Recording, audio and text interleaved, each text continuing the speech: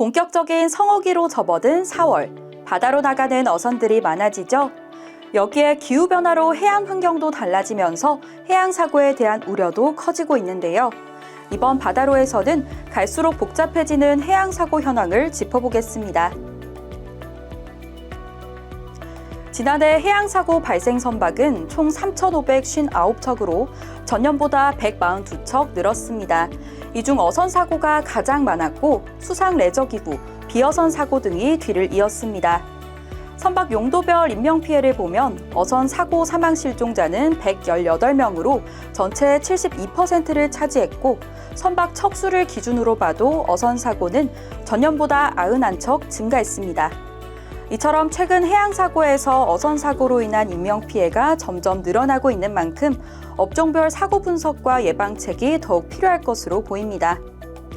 지난 2년간 어업 업종별 사고 증가율은 구획어업이 가장 높았고 다음으로 근해어업, 낚시어선 순으로 증가했습니다. 반면 안타까운 사고 대부분이 근해어업에서 발생한 것으로 나타났는데요. 조업지가 멀어질수록 날씨 영향은 더 거세지는데 급변하는 바다 위에서 조업 중 예기치 못한 침몰과 전복, 안전사고로 인한 인명피해가 두드러졌습니다.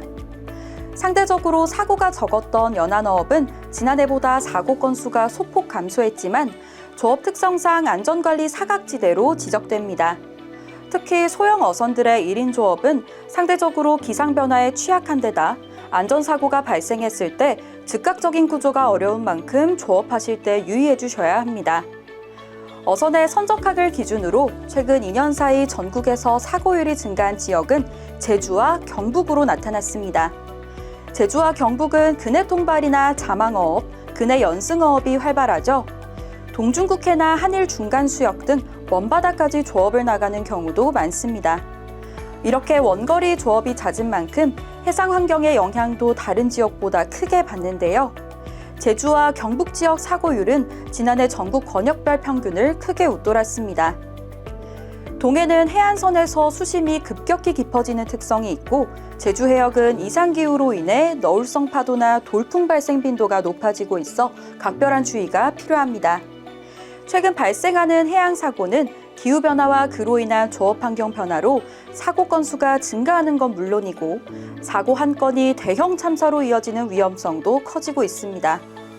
근해어업 중심의 대형 인명피해 위험이 커지는 가운데 공단은 정부, 지자체와 함께 개별 사고 사례를 면밀히 분석해 사고율이 증가한 지역과 어업 업종별 해양 사고 예방 대책을 추진할 계획입니다. 과거의 사고 발생 유형을 분석해 그 원인을 면밀히 파악하는 건 미래의 사고를 예방하는 데 중요한 열쇠가 되죠. 공단은 점차 다변화하는 해양 사고를 더욱 촘촘하게 분석해 더 안전한 내일의 바다를 만들어가겠습니다. 지금까지 바다로였습니다.